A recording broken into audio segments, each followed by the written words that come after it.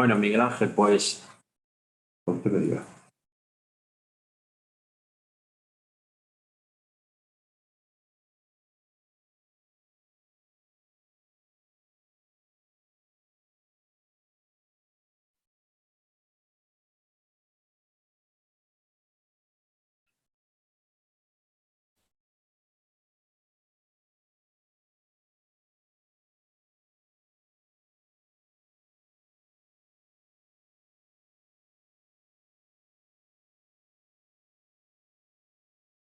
Buenas tardes a todos.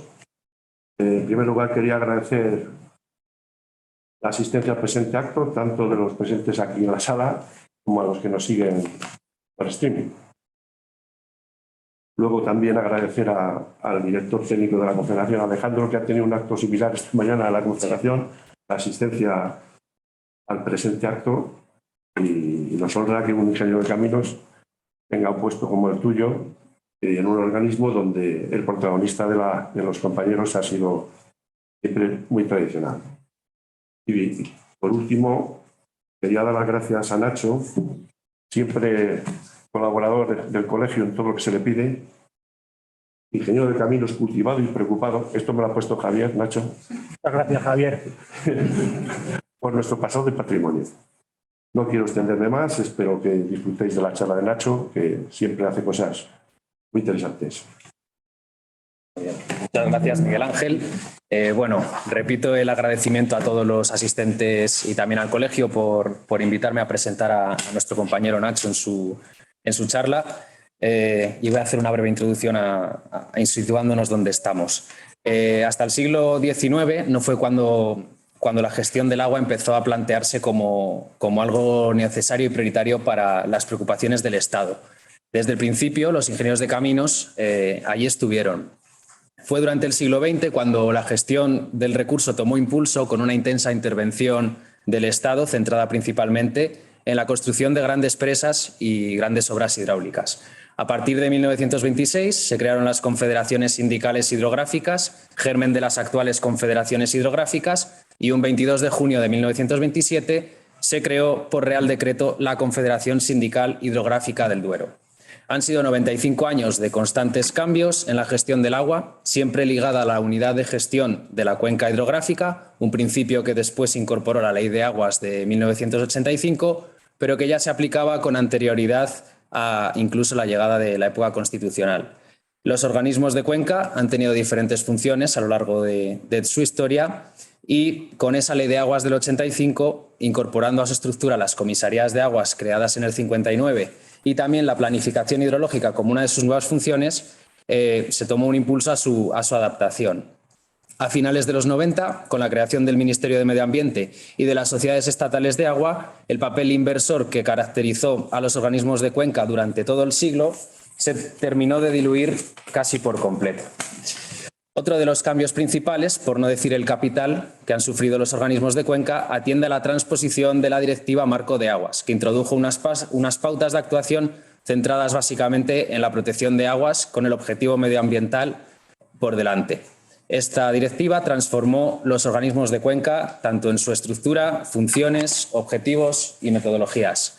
La Confederación Hidrográfica del Duero se ha adaptado a este entorno, que cada vez es más complejo, donde los papeles y los expedientes se han multiplicado, pero sin embargo donde el recurso que gestionamos no lo hace. Son 79.000 kilómetros cuadrados de cuenca y 83.000 kilómetros de ríos. El organismo trata de atender sus funciones con la mejor disposición, a pesar de la extrema burocratización que ha sufrido, a pesar de la disminución de la autonomía que ha tenido a lo largo de los años y también a pesar de la falta de medios humanos, materiales y económicos en la que supervive.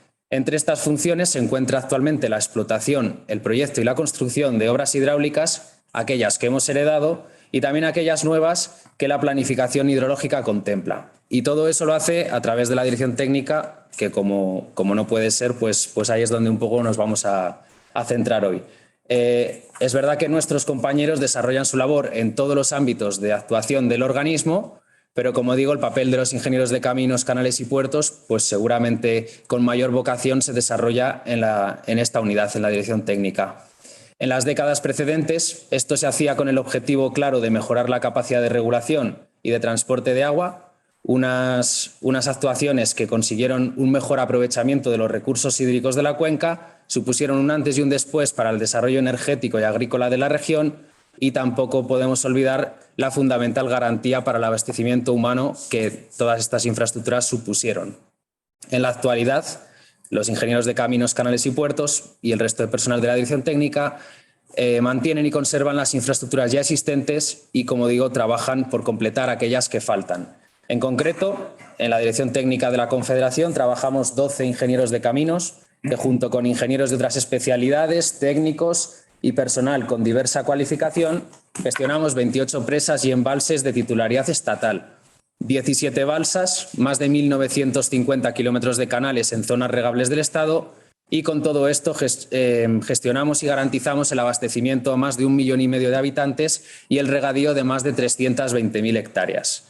Este patrimonio hidráulico, gestionado por la Confederación, lo encabeza el Canal de Castilla, ese gran canal cuyas obras empezaron en 1753 en Calahorra de Rivas y finalizaron en 1849, permitiendo la navegación comercial entre Valladolid, Medina de Río Seco y Alar del Rey.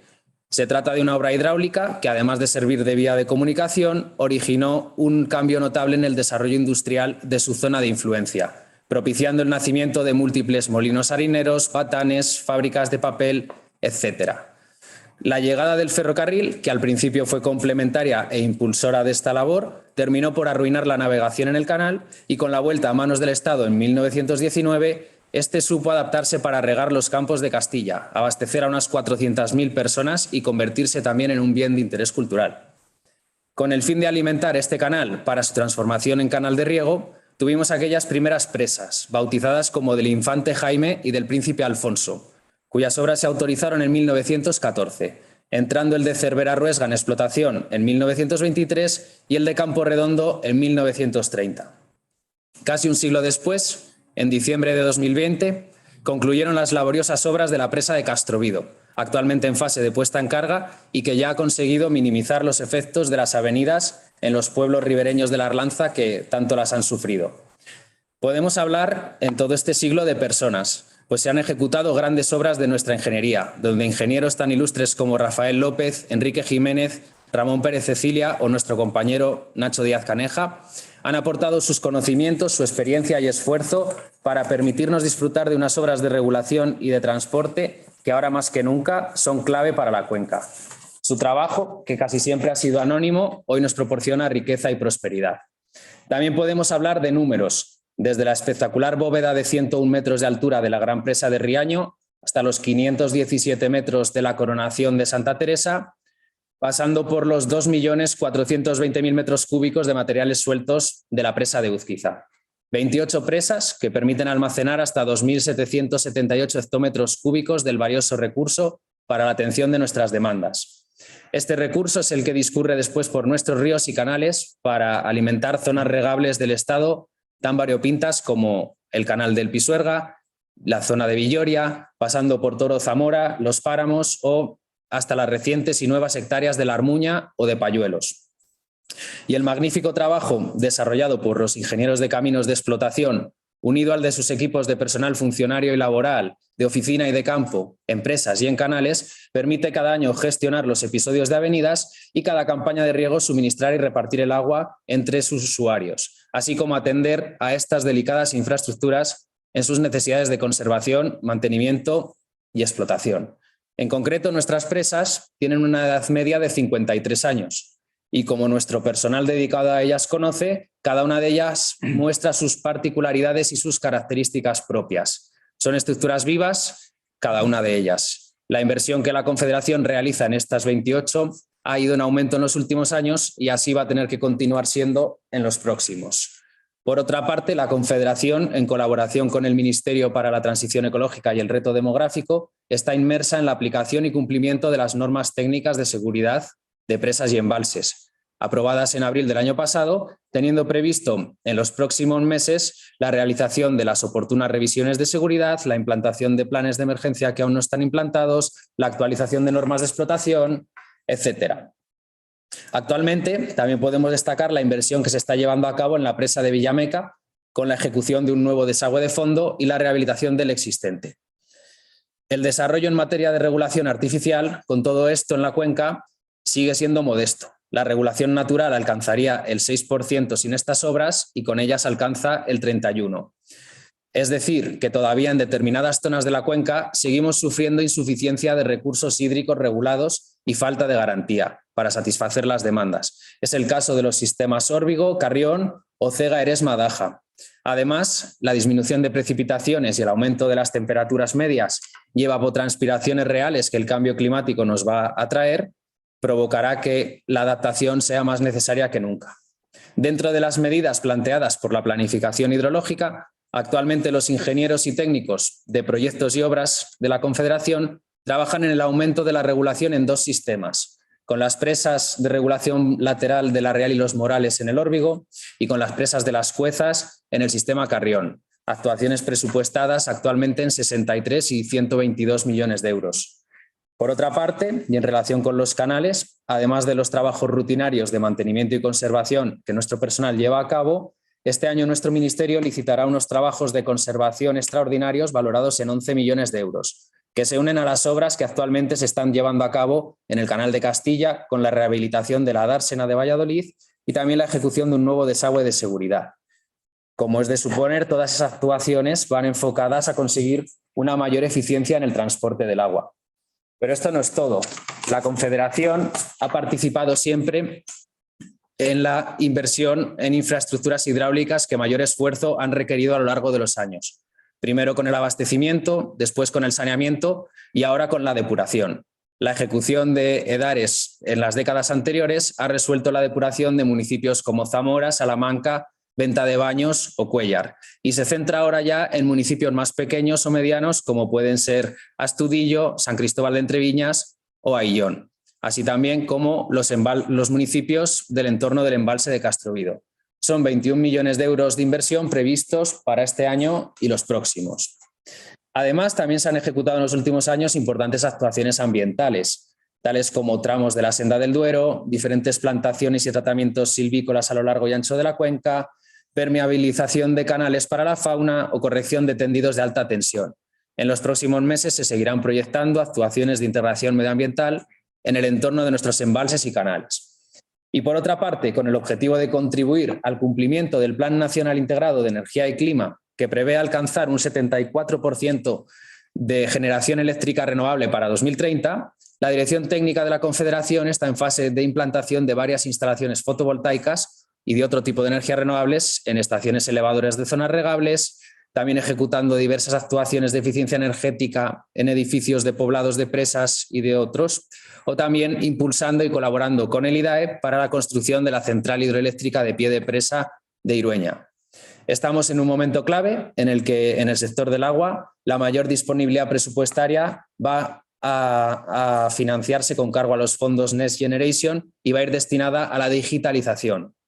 Aquí también tenemos un ambicioso trabajo por delante, la ampliación de la red de control automático de caudales en canales, la mejora de la monitorización de los órganos de desagüe, empresas o la implantación de modelos BIM en todas estas infraestructuras.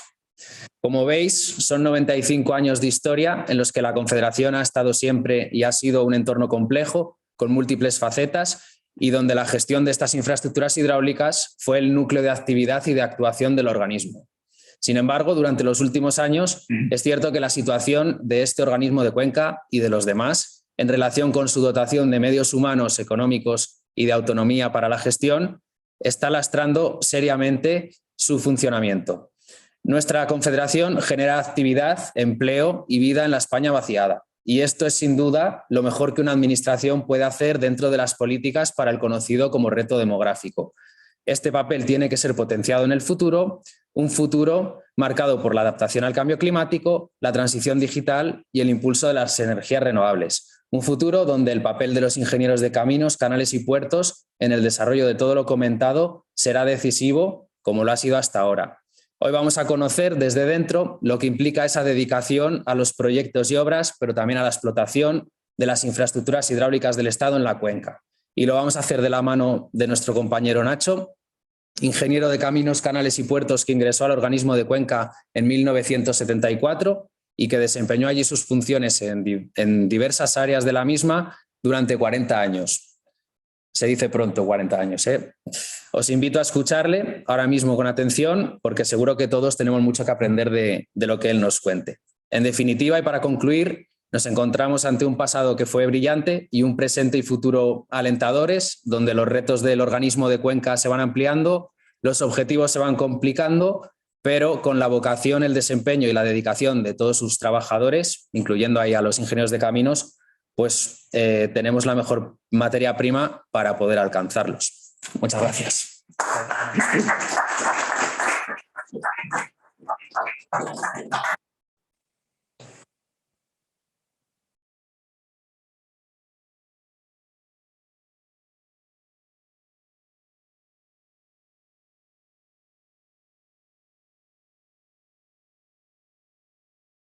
Buenas tardes.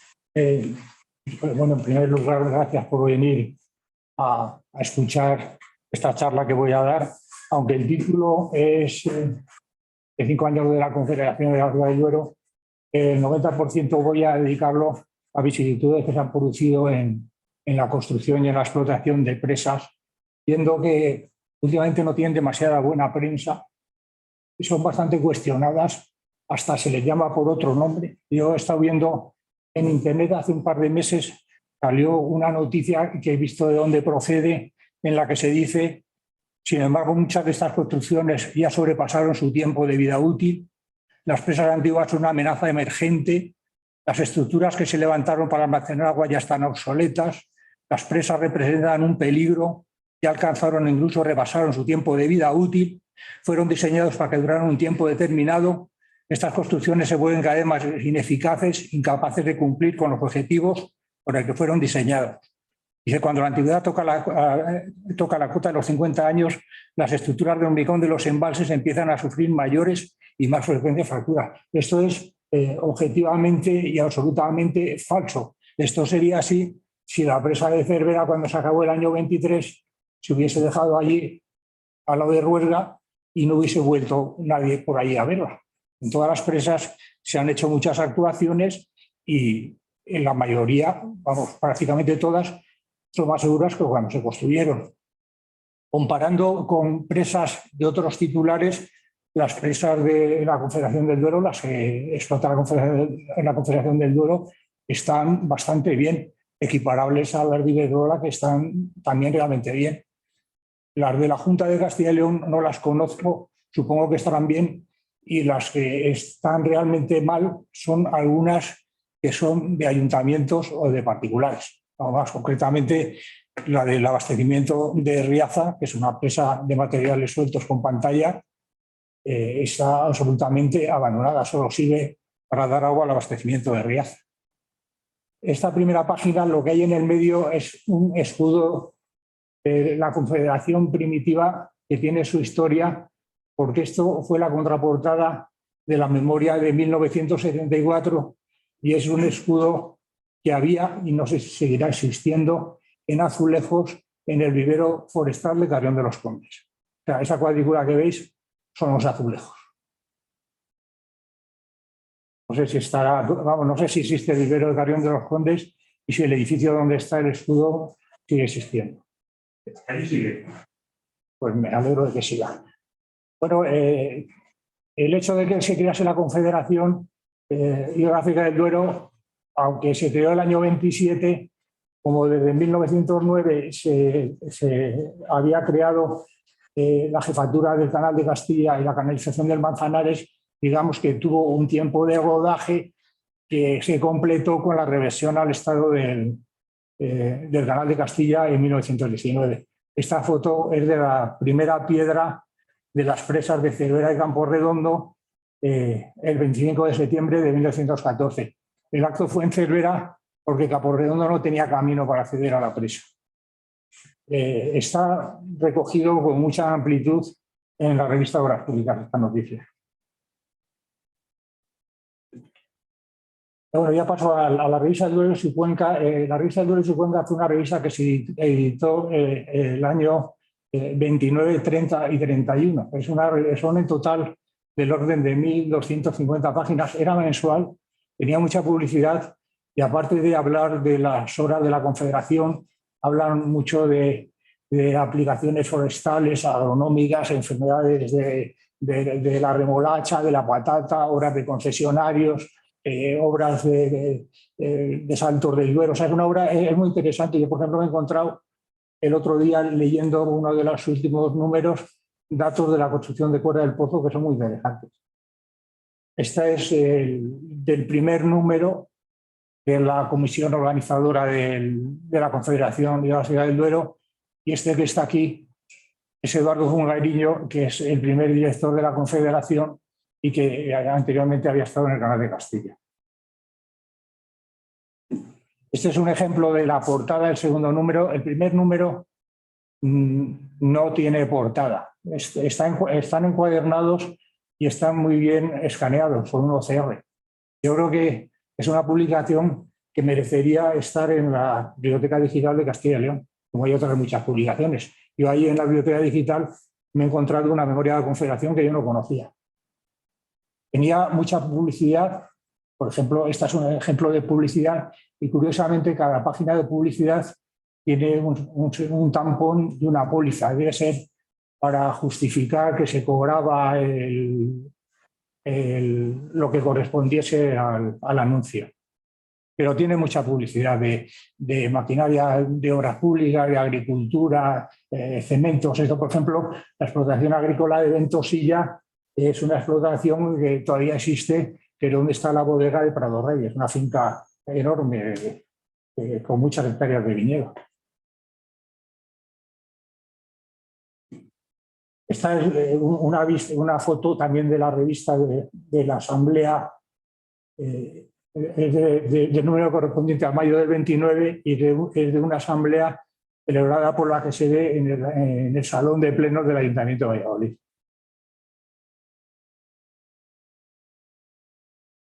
Esto es otra cosa que me llama la atención, y son los medios que se dedicaron a la Exposición Universal de Sevilla del año 29.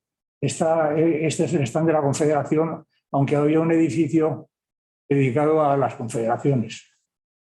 Aquí hay una maqueta de la Cuenca del Duero, y este es el que se llamaba el Canal de Victoria Eugenia, con todo tipo de obras de fábrica. Estas maquetas yo creo que están en algún sitio embaladas en madera, y sería bueno desembalarlas, restaurarlas y exhibirlas, aprovechando cualquier acontecimiento. Ya no podemos exhibirlas con la jubilación de la presidenta, pero quizás con la siguiente. Aquí, por ejemplo, este es el stand de la Confederación, está la maqueta de la presa de Campo Redondo, y está la maqueta, la misma maqueta, como veis, aquí el corte del terreno es el mismo. Esta es la maqueta que se restauró, no me acuerdo para qué acontecimiento, la verdad que está muy bien hecha, reproduce perfectamente la cuarcita de la cerrada y la sillería de los dos paramentos. Está perfectamente hecha, y la central. Esta es la maqueta de toda la Cuenca del Duero. Esta tiene que ser curioso que obras se figuran como futuras en esta maqueta, porque hay que tener en cuenta que está desde el 29 y la Confederación se creó el 27, o sea, era recién creada la Confederación. Estas maquetas se fabricaron en Múnich. Esta es la asamblea celebrada el 14 de diciembre de 1930 en el Teatro Calderón. Lo que es espectacular es la colección de coches como las que había hoy en el acto de la Confederación delante de la iglesia San Agustín, pero estos son los coches que había delante del Teatro Calderón, que se llenó para la asamblea. Esta es la vista de la presidencia, y después el Teatro Calderón que estaba lleno. Todas estas noticias, aparte de las fotos que son las que he puesto en esta presentación, tienen abundante literatura. Del Canal de Castilla no voy a hablar, porque el Canal de Castilla es tan importante que da hasta para 4 congresos internacionales. Aquí he resumido 4 datos: el comienzo de las obras, la terminación del ramal norte, del sur, la escritura de concesión, la terminación del ramal de Campos, que es la que sirvió para que empezasen a contar los 70 años de la concesión. O sea, 70 años a partir de 1849, te metes en el 1919, que fue cuando la la reversión al Estado. Y después es importante el proyecto de transformación del canal de Castilla para riego, que en realidad la transformación formalmente no está reconocida. O sea, no está transformado, o sea, no está anulada la navegación formalmente. Cuando se autorizó la redacción del proyecto, que fue en el año 59, se dijo que tenía que hacerse una obra que fuese reversible, que en cualquier momento se pudiese dar marcha atrás y se pudiese volver a la navegación. El proyecto, que es de Manuel Jiménez Espuelas, que es el 31 del 12 del 60, decía que eso era imposible. Si se quería volver a la navegación, había que suprimir el riego. Y el Ministerio lo aprobó sin pronunciarse sobre esa cuestión. O sea, se limitó a aprobarlo. Yo lo he comprobado en el archivo de la Confederación y es así. O sea, no hizo ninguna observación de decir, bueno, pues se aprueba y se decide ya la supresión de la navegación. Pero bueno, de todas formas, la navegación llevaba ya 5 o 6 años sin que hubiese ya nada de tráfico. El último viaje que se hizo, que a mí me lo contó el último barquero fallecido hace 1 año y pico, 2 años, fue para transportar cemento para el muro que hay en el Pisuerga. Salió una barca de Valladolid, a mitad de recorrido se averió salió una barca de Alar hacia Valladolid, se averió y salió otra de Valladolid, trasladaron el cemento de una barca a otra y volvió. Eso fue el último viaje, que debió ser por 1955. Y después, respecto al canal, se puede escribir mucho y se pueden hacer hasta 4 congresos internacionales. A mí lo que me gustaría del canal es que el canal en sí, como infraestructura hidráulica, estuviese, digamos, libre de vegetación acuática. La verdad es que yo sé los problemas que hay con los ecologistas, allí anidan las aves, se quejan de que se corte la vegetación y tal, pero la realidad es que el Vasco de Valladolid, de donde bebemos nosotros, vamos, el 60% de Valladolid está lleno de vegetación y en algún sitio está casi juntándose una margen con la otra. Y las obras de fábrica pues también deberían estar libres de vegetación y bien conservadas, pero claro, si todos esos gastos se tienen que repercutir íntegramente en los regantes, pues los regantes dirán que no. Ellos lo que pagan es lo imprescindible para regar y todo lo demás que lo pague otro. Entonces ahí pues habrá que conseguir, o quizás haya conseguido, otra vía de financiación. O sea, de todo lo que se hace para mantener la infraestructura hidráulica del Canal de Castilla, pues los regantes pagan un X%. Y respecto a edificios, lo único que voy a decir es que a mí lo que me da pena es que se gaste dinero en rehabilitar edificios que después, cuando se acaba el dinero, se abandonan. Lo mismo que se gaste dinero en señalización del canal, se pone una señalización muy lujosa y al cabo de unos años está abandonada y da un aspecto malo. El que ha puesto esa señalización pues la debería quitar cuando ya no está.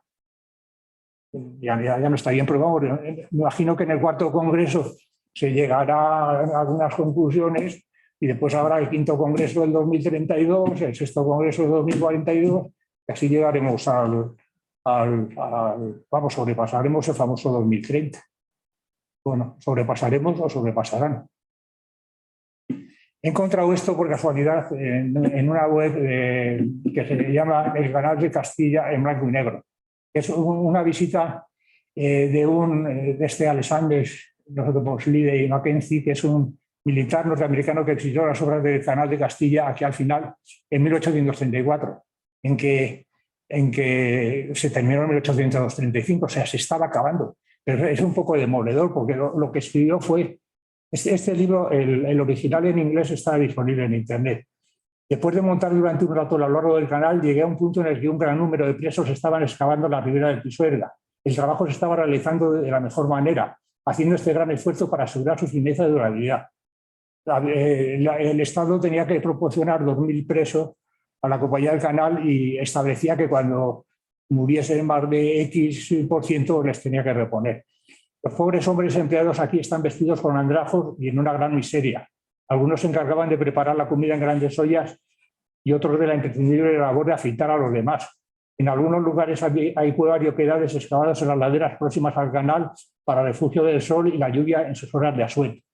Estos delincuentes no reciben más de 10 céntimos a diario, con lo que tienen que vestirse y alimentarse, además de proveerse del lujo del tabaco, del cual bajo ningún concepto se privan. Una pequeña miseria que además se ve reducida por la corrupción de los oficiales, que tienen el monopolio de satisfacer sus deseos extorsionándoles grandes sumas hasta exprimirles la sangre. La verdad es que es un poco deprimente.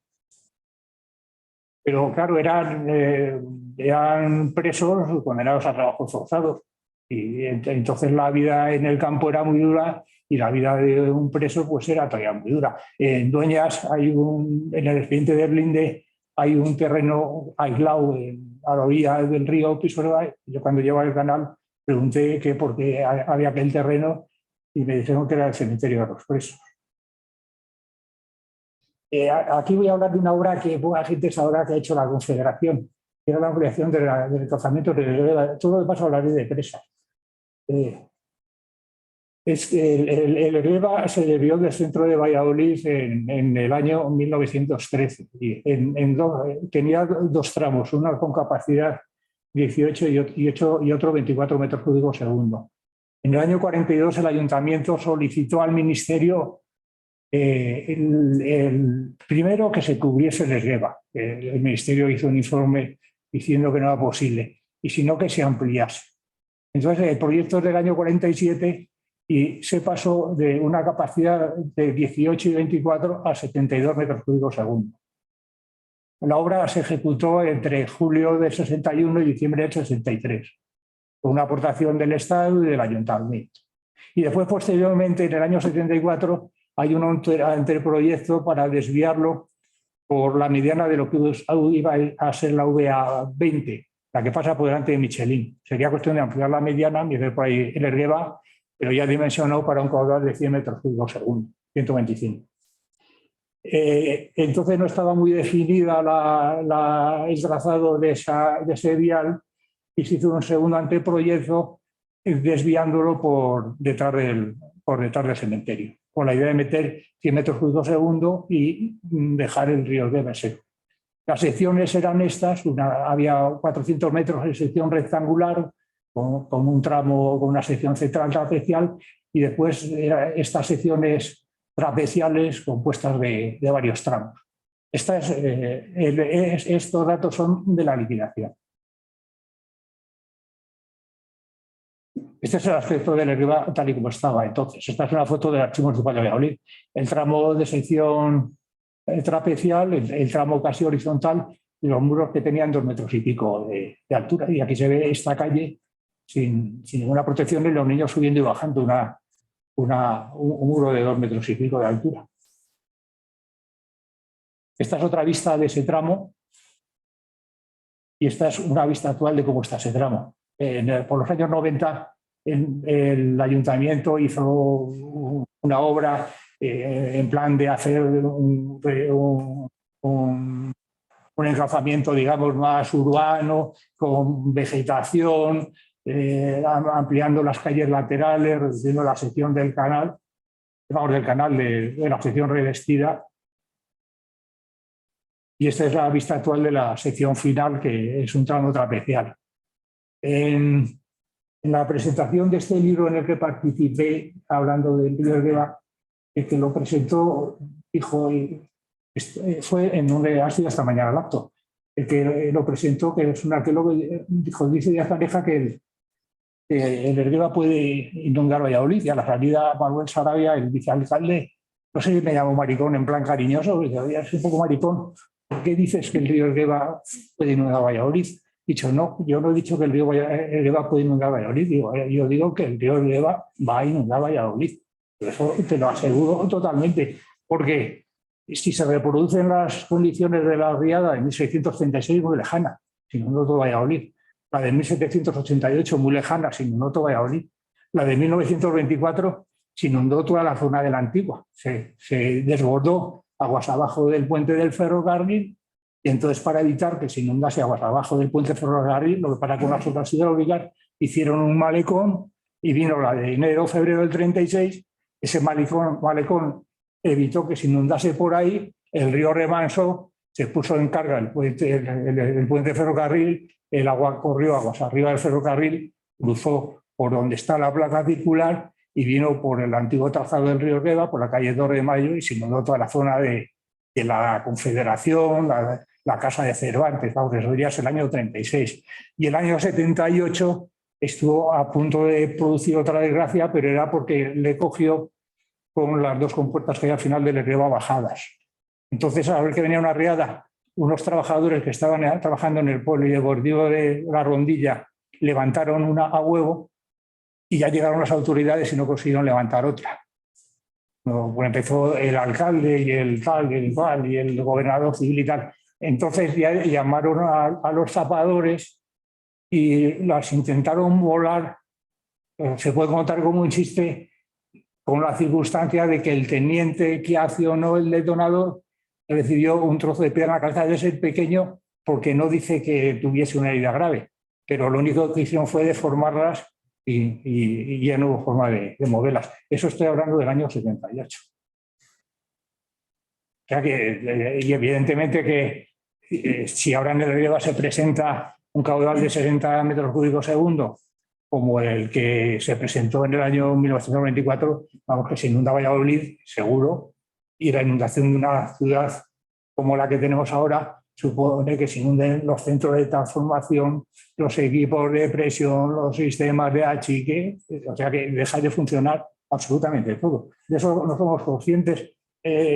Sé que se ha estudiado un parque que se pueda inundar para la laminación de avenidas aguas arriba, pero claro, si hace falta 100 metros cuadrados, pues se quiere resolver con 2.000.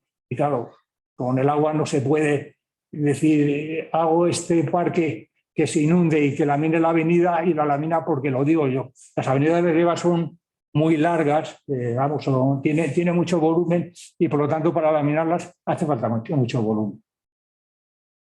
Aquí lo que ha dicho Alejandro de la regulación natural, esto es un gráfico. Aquí, Alejandro ha dado una cifra, está hablando de la del Duero, yo hablo de la española. En un río español que el régimen de aportaciones es muy regular, pues como las demandas empiezan a subir a partir de abril, pues digamos que las demandas que se puede satisfacer es lo que está por debajo de la curva morada, no se puede satisfacer más. Pues ese volumen es lo que se llama regulación nacional, regulación natural. En España es el 8%, o sea que este área es el 8% de este. En los ríos europeos, como en verano el río lleva más agua, pues las demandas van subiendo, pero se pueden satisfacer muchas más demandas. En Europa la media es el 37%. O sea, España tiene el 8%, Europa el 37%. España con 1.200 embalses llega al 40%. O sea que España ya se pone un poco por delante de Europa, pero antes de que Europa construyese el primer embalse. Eso los que negocian con la Unión Europea y hablan de normativas y tal, pues lo deberían saber, lo deberían exponer y lo deberían defender. España no se puede comparar los ríos españoles con los franceses, con los alemanes o con los daneses que no necesitan ni siquiera río. Solo con pinchar en un sitio encuentran toda el agua que quieran. Ahora voy a hablar de presas, voy a hablar sobre dos presas que yo creo que tendrían que haberse hecho. La presa de Vidrieros en Alto Carrión, claro, en el espacio natural de Fuentes Carrionas. Pues era una presa que no requería evaluación de impacto ambiental porque era anterior a la legislación, y era una presa de 98 hectómetros cúbicos que había resuelto el problema de déficit de la cuenca del Carrión, déficit producido porque se empezaron a hacer transformaciones en regadío con una dotación muy baja, exactamente de 5.250 metros cúbicos por hectárea. Entonces empezaron a hacer transformaciones en regadío y no salían las cuentas. Yo llevaba la explotación de toda la provincia de Palencia y veía que no podía ser. El encargado del ramal de campo, que estaba en Pared de Nava, Raimundo Mate, le decía a don José Ignacio, ¿y de dónde va a salir agua para que ríe toda esta gente? ¿Pero de dónde va a salir? Pues no podía salir de ningún sitio. El embalse de Vidrieros tiene aportación suficiente, está en un espacio natural, ocuparía 328 hectáreas en un espacio natural que tiene 44.000 kilómetros cuadrados. Esto es una vista de la Cerrada, que son cuarcitas, es muy buena, y este es el vaso que se había inundado. Entonces, al final fue la segunda presa que tuvo declaración de impacto ambiental negativa. La primera fue Baños, la segunda Vidrieros, las dos en la cuenca del Duero. Mientras tanto, en Andalucía y Extremadura estaban hinchándose a hacer presas. Aquí el país vio el 25 de febrero del 99 que por esta noticia que la decisión de no hacer Omañas y Vidrieros no fue el que formuló la declaración de impacto ambiental, sino que fue en la sede del PSOE en León. Aquí lo dijo El País, no lo digo yo. La construcción de las presas Domaña y Vidrieros en León está prácticamente descartada, según Vicente Albero. Vicente Albero fue secretario de Estado, después ministro de Agricultura y después tuvo que cesar por cuestiones fiscales, que no estaban ligados con el fisco. Secretario de Estado para las Políticas del Agua y del Ambiente. Albero mantuvo ayer una reunión con dirigentes del PSOE en Castilla y León para buscar alternativas que suplan sin aumento de coste. O sea, que Vidrieros se cambiaba por algo que no supusiese aumento de coste y cuya rentabilidad ambiental económica no estaba garantizada. El Gobierno está a punto de aparcar la construcción de las presas Domaña y Vidrieros en el norte de León. Para empezar, el Vidrieros no está en el norte de León, pero bueno. Ambos embalses figuran en el Plan Hidrológico del Duero, pero el rechazo que han suscitado y los informes sobre la escasa rentabilidad han decidido la búsqueda de alternativas cuyo impacto ambiental sea menos traumático. Aquí hay que decir que en la información pública se hizo evaluación de impacto ambiental, aunque no correspondía hacerla, y un día después de acabar el plazo presentaron una alegación la Consejería de Medio Ambiente, la Junta de Castilla y León, o sea, el PP, y la Diputación Provincial de Palencia, o sea, el PP. Y durante el estudio de la presa, para hacer los sondeos, hicieron lo imposible por retrasarlo. Estuvieron más de un año y pico con papeleo para poder hacer unos sondeos. O sea que por una parte se intentó retrasar y por otra parte presentaron una alegación. Yo estoy convencido que pensando en que se iba a decir la habéis presentado fuera de plazo y no vale, pero podemos seguir protestando de que se haga la presa de Vidrieros. Entonces, claro, el Gobierno dijo, o sea, la presa de Vidrieros beneficia a Palencia, la Diputación de Palencia no la quiere, la Consejería de Medio Ambiente no la quiere, pues mira, quedáis en la presa de Vidrieros. Y por lo tanto la declaración de impacto ambiental salió el 23 de abril de 1993. Y eso son cosas que... Otra cosa es la presa de Bernardos o la alternativa que hay ahora, que nunca me sale el nombre de esta que está en la margen derecha, que vive así. La presa de Bernardos es una presa que resolvería el problema de la sobreexplotación del acuífero de los Arenales. Es una presa que en algún momento se llegó a estudiar con una capacidad de hasta 546 hectómetros cúbicos. Era una presa que en el año 49 ya había un informe para una de 100, en el 74 un informe para una de 564, en el 98 se definió la regulación adicional del ENERMA. La verdad es que entonces se abandonó porque en el coste de la obra repercutía mucho el ferrocarril, que ahora es una línea que no tiene servicio, de Segovia a Valladolid. Pero vamos, el problema de la sobreexplotación del acuífero de los Arenales, en el viaje de España se ha escrito con G, no es un error mío, Antonio Poz, que es de 1787, dice, se refiere al Zapardiel en Medina del Campo, la valla, o por mejor decir, la inficciona el riachuelo Zapardiel. El citado riachuelo tiene muy poca corriente por la llanura del terreno y haciendo remansos es cenagoso y se suelen corromper las aguas con perjuicio de los que viven en sus cercanías. Se tuvo idea de enlosarlo en el espacio que corre por la ciudad y hay memoria de que la reina católica doña Isabel proyectó enriquecer su caudal con agua del río Adaja. Lo de enlosarlo lo hizo la Confederación en los años 60. El tramo de Medina del Campo está revestido de hormigón. Y lo de la intención de trabajar del Adaja, a mí me han dicho que en algún sitio hay indicios de que se inició un canal para trasvasar agua de la Adaja al Zapardiel. Pero bueno, no sé. Esto ya son las presas cuya explotación tiene asignada la Confederación. Voy a hablar de las que están en rojo. ¿Con qué criterio? Pues porque son presas que conozco y porque si me pongo a hablar de las 31, pues aquí nos dan las 12 de la noche. Estos son los datos de la presa y proceden de los datos que hay en la web de la Confederación. Hace 15 días en la del Ministerio no conseguí entrar, pero llevo 2 o 3 meses sin conseguir entrar.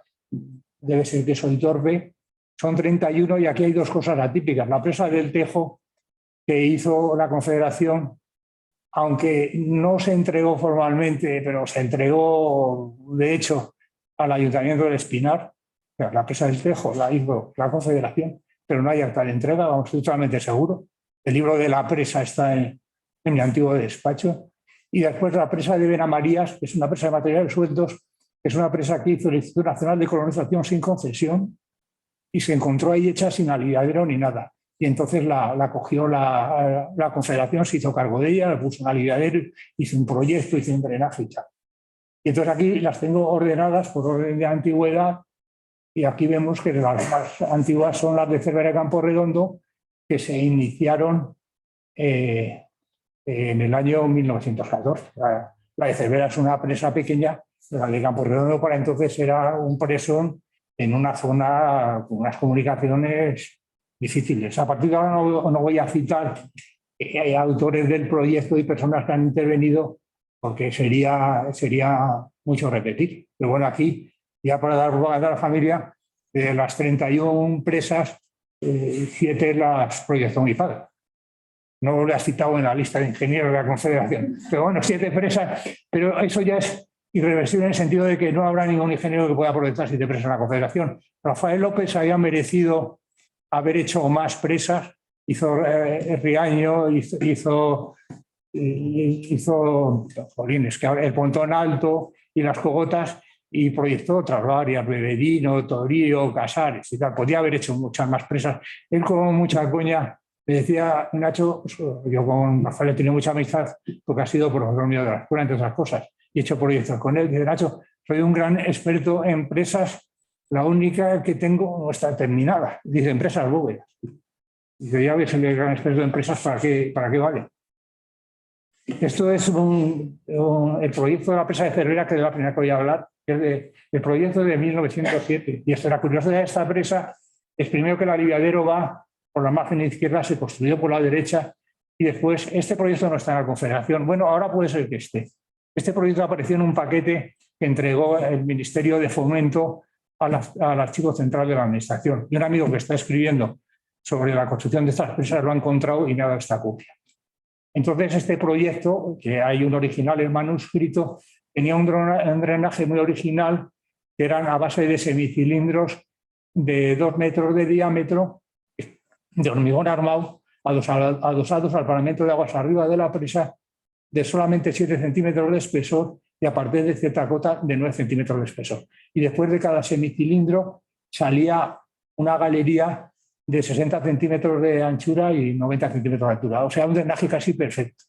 El jefe, con buen sentido, al informar el proyecto, dijo que no, que este drenaje no se podía hacer. Habría sido un auténtico problema porque es un drenaje muy bueno, pero el construir estos cilindros en hormigón armado en aquella época y que hubiesen sido impermeables habría sido prácticamente imposible. Esta es una presa que tiene una cimentación realmente mala y calizas, con muchas cavernas. Hubo muchas dudas previas a la construcción de la presa. Se hicieron muchos ensayos. Don Abilio Calderón, que entonces era director general de Obras Públicas, fue ministro después en 2 o 3 legislaturas. Él era de Palencia y dijo que esta presa se hacía aunque hubiese que rellenar, a mí me lo han contado, aunque hubiese que rellenar las cuevas con oro. Esta es una vista de la presa, es relativamente antigua, esta ha tenido muchas vicisitudes. El pueblo de la Cola se inundaba en avenidas y entonces se empezó a rebajar el umbral del aliviadero para que no inundase. Se seguía inundando porque no se había tenido en cuenta lo que era crítico no era la longitud del aliviadero, sino el canal de descarga. Si tú rebajas el umbral del aliviadero y lo que no tiene capacidad el canal de descarga, pues lo que te fija el nivel del envase y el pueblo se sigue inundando. Entonces lo que se hizo fue en los años 40 alargar el aliviadero y ampliar el canal de descarga y que vierte por encima de las calizas. Aquí hay una filtración. Entrando por aquí hay una puerta, una cueva por la que se puede entrar 20 o 30 metros y después una especie de sima por la que yo he bajado, que debe tener como 10 metros, y por aquí entra agua y aflora aquí. Esto se resolvió una vez por un procedimiento muy sencillo de llegar con una hormigonera con mortero de cemento, meter una tubería hasta abajo y rellenar parte de la cueva con mortero. Y ahora es una filtración que sigue existiendo, pero no sé, si llegó a 250 litros por segundo o lo que sea, está estabilizada en un caudal bajo.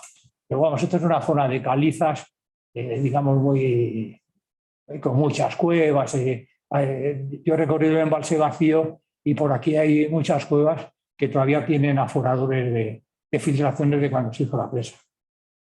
Y por una cosa que puedo contar es que en esta casa de esta presa estuvo durante la Guerra Civil alojado Camilo Alonso Vega. Eso me lo ha contado el nieto de uno que fue encargado. Vivía en esta casa. El frente estaba muy cerca de aquí. Hasta que se conquistó Santander, hasta el verano del 37, el frente estaba por una parte en el Val de Cebollas y por la otra parte en el Monte Bernorio. El río Ribera, que alimenta a esta presa, nace aquí en la Fuente de Sondonada. Es un sitio espectacular, hay que andar muy poquito, como menos de 1 kilómetro. Y esto es como una olla que tendrá como 4 metros de diámetro, y le falta, digamos, la tapa, tiene un agua muy transparente. Cuando se ve una trucha, cada vez se ve una trucha, parece que está flotando en el aire. Y entonces, cuando sube el caudal, vierte por aquí como una especie de aligadero. Es un cars que se comunica con este cars que está en el embalse de Campo Redondo y que el concesionario del Salto de Pie de Presa de Campo Redondo aisló para evitar que el agua del embalse de Campo Redondo por aquí se pasase al río Ribera. Hizo esta presa, aquí hay una pequeña presita y un canal. Y estas dos compuertas las puso el Servicio Geológico de Obras Públicas porque a petición nuestra estudió el CARS, puso las compuertas y estuvo controlando los caudales de afloramiento y con fluoresceína, midiendo el tiempo de recarga, el volumen y tal. Sería un sistema muy sencillo de trasvasar agua de la cuenca del Carrión, que ahora tiene bastante más volumen de agua más aportación que volumen de envase, pero ambientalmente difícil de defender que alteras el funcionamiento de un CAS para meter agua de la cuenca del Carrión al Pisuerga, y además con las repercusiones que tendría en los concesionarios de los Altos de Pie de Presa. Este es el recorrido del agua. Está aquí la entrada y aquí está la Fuente de Sondonada. La diferencia es de 174 metros y la distancia es de 7 kilómetros. Entonces, todas estas zonas son calizas. Toda el norte de Palencia geológicamente es muy complicado. Hay todo tipo de rocas, todo tipo de minerales, y según un geólogo muy conocedor de la zona, hay todo tipo de metales, pero ninguno, por ejemplo, oro, pero ninguno explotable industrialmente. La presa de Campo Redondo. La presa de Campo Redondo tuvo problemas, pero aquí se ve que se hacen cosas, y si la presa de Campo Redondo se hubiese acabado en el año 30 y se hubiese dejado allí, pues habría pasado algo. Pero la realidad es que la capacidad del aliviadero era de 275, la inicial era de 40. ¿Por qué era de 40? Pues por el diseño del aliviadero, no se había ensayado y no cabía más de 40 metros cúbicos por segundo. En el año 38 se hicieron ahora se verá en las fotos, se hicieron unas obras para ampliarlo a los 60, iba para ampliarlo a 60 metros cúbicos segundo, pero hay que compararlo con los 275 que teóricamente debería tener. A finales de los 40 se hizo ya una modificación importante, modificando la embocadura y ampliando el canal de descarga. Y después, en los años 60, se hizo un segundo aliviadero que amplió la capacidad en otros 200 metros cúbicos segundo. O sea que digamos que se pasó de 275 a 475 metros cúbicos segundo. Pero eso es porque se han estado haciendo cosas, lo han hecho nuestros antepasados, lo hemos hecho nosotros y lo harán nuestros sucesores. Pero las presas no están ahí en mitad del campo tiradas y sin que nadie se ocupe de ellas. Aquí se ve cómo era el aliviadero. Aquí el cajero de la derecha no existía, estaba en la roca, que es coarcita, y entonces por problemas en la bocadura y por esta curva que era muy cerrada, el agua se salía por aquí, o sea, no tenía capacidad. Esta es la toma de la central y esta es la toma intermedia. Y esta es una foto más cercana. Esta foto debe ser de los años 40. Y claro, en esta curva, y aquí se ve que no está revestida, y esta forma rara de la compuerta es porque la compuerta era así. Era un sector flotante de hormigón, era una patente suiza que funcionaba rellenando de agua la cámara intermedia. La compuerta, el problema que tenía es que si por accidente se te vaciaba la cámara intermedia, la compuerta bajaba y te vertía por encima, y en el momento que vertía por encima, a ver quién hacía algo para volverla a levantar. Esta compuerta se cambió en el año 74. Aquí, por ejemplo, es el hidrograma de una avenida de enero del 39, en Requejada, en Camporredondo. Y esto lo he descubierto por el jubilarme. En Camporredondo, con un caudal que podía ser 20 metros cúbicos segundo, pues en un día se metió en 360, en un día, de 20 a 360. Es el hidrograma. Y aquí se ve que se produjo una segunda avenida que se superpuso a la anterior.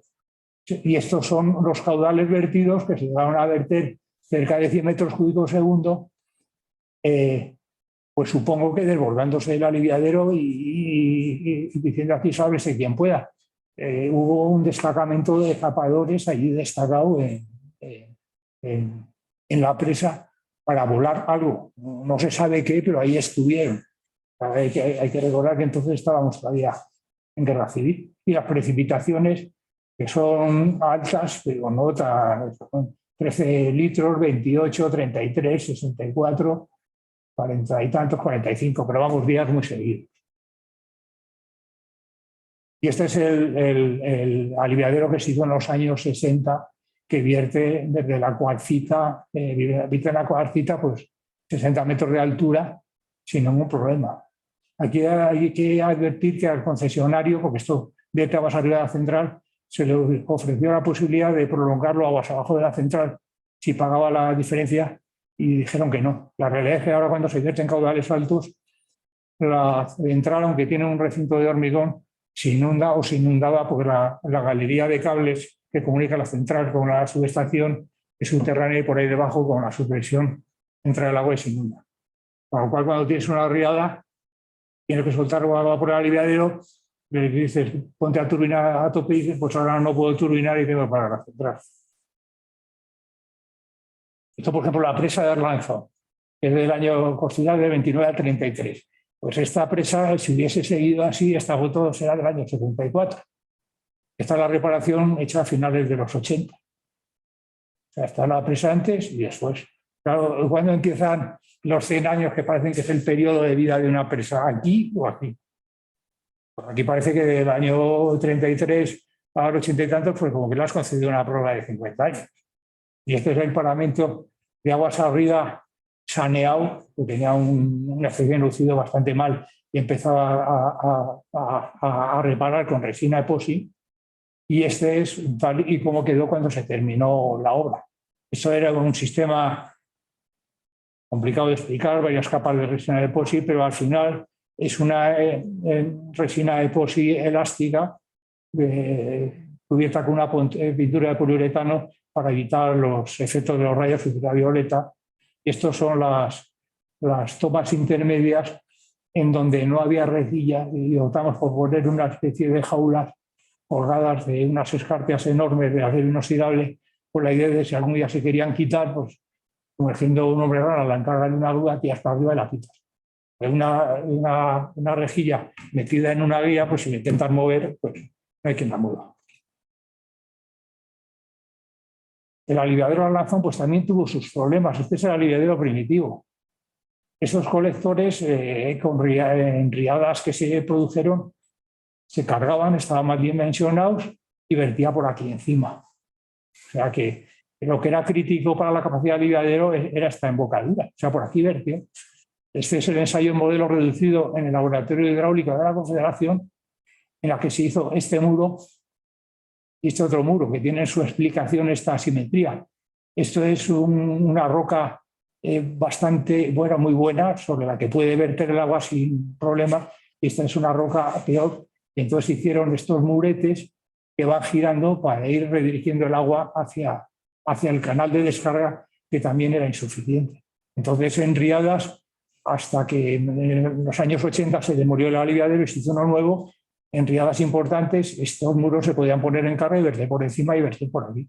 Y este es el nuevo aliviadero hecho a finales de los 80, ensayado en el laboratorio de hidráulica de la Confederación. Este es el ensayo para 200 metros cúbicos segundo y esto es el trampolín funcionando con un caudal relativamente bajo. Después en el río vierte a un arroyo lateral, se hizo una pequeña presa para que hubiese aquí un colchón de agua.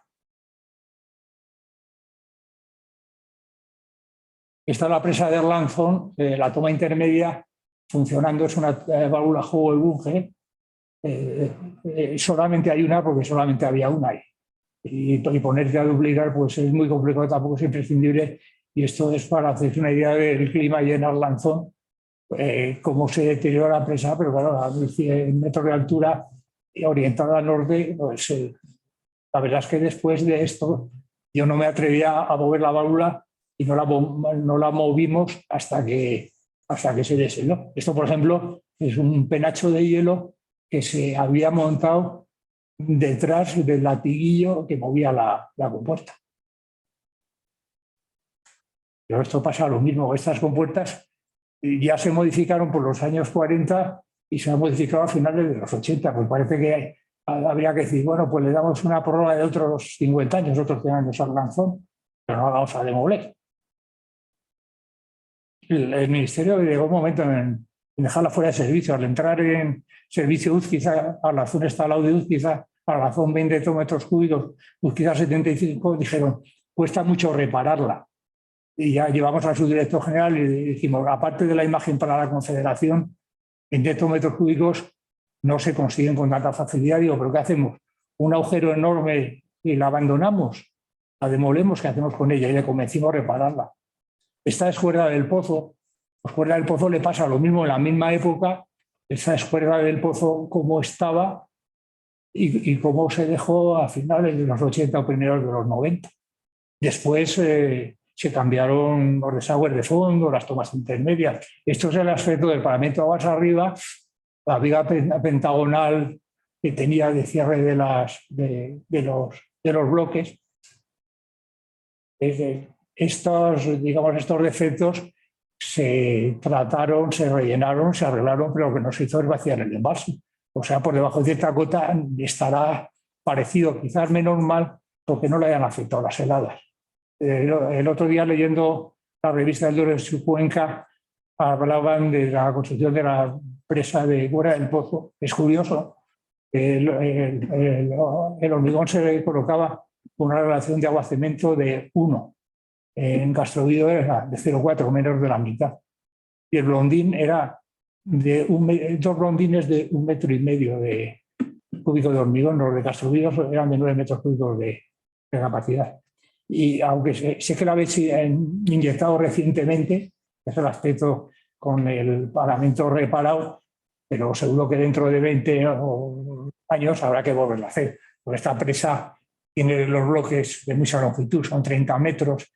Se ve que las juntas de hormigonado son bastante descontroladas. Se paraba el hormigonado donde bien parecía y resulta que el asunto de morteros de retomas y cosas de esas, pues no se habrá cuidado nada. Hay que tener en cuenta que se empezó en el 29 y se acabó en el 41. La presa de Requejada se acabó en el 42.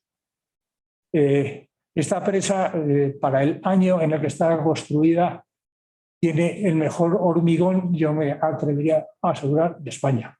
Vamos, yo retaría a cualquiera que encontrase un hormigón mejor que el de esta presa.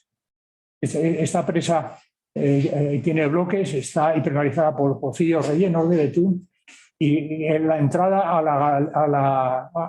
los desagües de fondo es una galería de hormigón abujardado que es espectacular. Es que humedad tiene 0 totalmente absoluto. Tiene alguna manchita de humedad de alguna donde toma. Esta presa estuvo entre el año 42 que se terminó y el año 54 sin aliviadero. Tenía un portillo y vertía por aquí, por la roca, que es un conglomerado muy sano y muy competente. En el año 54 ya se puso este aliviadero que vierte por encima de la roca. Yo creo que estas compuertas, que aunque se han reformado recientemente, yo creo que ya tienen edad para cambiarlas, tienen 54 años, mi coche de luego no es del año 54, lo he cambiado posteriormente, y esto es el conjunto de las tomas intermedias en las que hace relativamente pocos años se han cambiado las válvulas de regulación. O sea, en esta presa pues se han hecho cosas y está en un estado, vamos, es un hormigón para mi gusto. Desde luego, si se compara con Cuerda del Pozo, la relación de hormigón de Cuerda del Pozo a Requejada es de 1 a 10, vamos, no tiene comparación. Y esta presa, aunque no hubiese venido nadie y pasase en 500 años, a esta presa no le pasaría nada. Pues tiene una cimentación muy buena y tiene un hormigón muy bueno. Y después es curioso, en esta presa, si hiciese una auscultación con extensómetro de cuerda vibrante, esto está publicado en la revista de Obras Públicas del año 36. No creo que haya ninguna presa en España en el que se haya hecho un seguimiento de las temperaturas, sus presiones y deformaciones en el cuerpo de la presa. Esto está en la web de la Confederación, este gráfico, en donde ahora de Requejada hay una reproducción de este gráfico, que es un artículo de la revista de Obras Públicas. La presa de Compuerto, pues la presa de Compuerto también tiene una cimentación muy buena, pero aquí lo más significativo es la cantera. La cantera está a 1 kilómetro y pico de la presa o 2 y está en Peñamayor, que es una caliza de la misma formación que el Espigüete, es una caliza muy buena, tiene una densidad de 2,6. Y el sistema es curioso, está también publicado en la revista de Obras Públicas. Se hizo un túnel y aunque existía la intención de hacer unos pozos vías, no se pudieron hacer y se perforaron esos pozos, que tiene este 40 y tantos y este 50 y tantos metros hacia arriba. Son cónicos porque después la formación de la cantera era haciendo voladuras, dejándola caer por los pozos, se cargaban, después aquí se clasificaban y por un teleférico se llevaban a obra. Entonces, ¿cómo se hacían? Pues se ponían unas especies de garras, de ahí iban colgados unos cables, subía un andamio, se hacían los taladros, se bajaba el andamio, se daba la pega, se volvía a subir, se ponían otras garras más aguas arriba, más por encima, se quitaban las de abajo y así se iban trepando en 40 y tantos, 50 y tantos metros. Esto es una foto hecha con dron, una foto relativamente reciente. Vamos, aquí se puede subir, se subía por un plano inclinado. Yo aquí, siendo jovencito, siendo chaval, he subido un día en el mes de agosto que recuerdo que hacía un frío tremendo. Y ya digo, iba por aquí, iba por teleférico a la presa. Está publicado en la revista de Obras Públicas este sistema de cantera. Y al final la cantera pues quedaron 2 conos, una galería inferior que tenía en la voladura, se hacía después un taqueo para reducir el tamaño de la piedra y tal, pero vamos a un funcionamiento sin tener que hacer transporte de material. Aquí la colocación del hormigón no era un blondín, era un cable que atravesaba la presa. Esto sería la margen izquierda, esto sería la margen derecha, y este cazo que cuando llegaba aquí volcaba y después con esta trompa se distribuían los bloques. Y después esto es el puente que hay delante del poblado de administración, que tiene 28,4 metros de luz, que es de hormigón en masa, y esto es una foto espectacular de la cimbra. Esta cimbra, que era la cimbra Rola, las utilizó Torroja en el viaducto Martín Gil, se utilizaron aquí en el puente del Cubi del Poniente y se utilizaron en el viaducto de Guijuelo y aquí en el puente de Compuerto. Eran unas pirámides cuadrangulares, se unían por aquí y después, uniendo el vértice con barras de diferentes longitudes, se conseguían el radio que se quisiese. Se ponía una cercha y después se iban trasladando, si eran de arcos, se iban trasladando, o si no eran de arcos, pues se rellenaba todo de cerchas. está la presa de Compuerto vertiendo. Esta presa está en una cuarcita lo suficientemente dura como para que se hiciese el proyecto de la presa sin hacer sondeos, porque no había máquinas sondeos que pudieran penetrar en esta cuarcita. Entonces, aquí haciendo un taladro para colocar un péndulo, comprobábamos, hacíamos un taladro vía de 56, comprobábamos lo que avanzaba y dice, parece que ha avanzado medio centímetro. Acabas la sonda y el medio centímetro era lo que se había comido la cuarcita del taladro. Al final hubo que hacerlo a rotopercusión con un martillo de fondo. Es una presa que tiene una cimentación muy buena y el lanzamiento de agua con trampolín. En esta presa recientemente se han cambiado las compuertas de los desagües de fondo, las de las tomas y las del aliviadero. O sea que no es una presa, habría que volver a contar, digamos, su periodo de vida de 100 años o de 50 años. Digo, pues a partir de entonces, que sería por el año 2000, volvemos a empezar, pero no está en absoluto abandonada y seguro que se siguen haciendo cosas allí. Esta es la presa de Santa Teresa. La presa de Santa Teresa, aunque parezca mentira, se empezó en el año 35. Yo pensé que los Santa Teresa lo habían puesto después de la guerra, pero no fue en la época de la República cuando se cambió el nombre.